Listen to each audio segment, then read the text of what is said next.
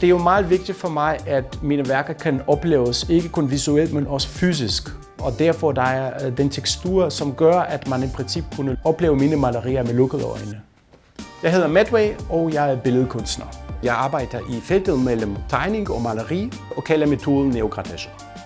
Lige om lidt så er det tørt, så kan jeg ikke lave om på det. Så derfor er det jo selvfølgelig altid lidt adrenalin, fordi man tænker, hvis nu der bare er noget går galt, så har man ligesom ødelagt hele billedet. Det her værk skal også med på Corner-udstillingen.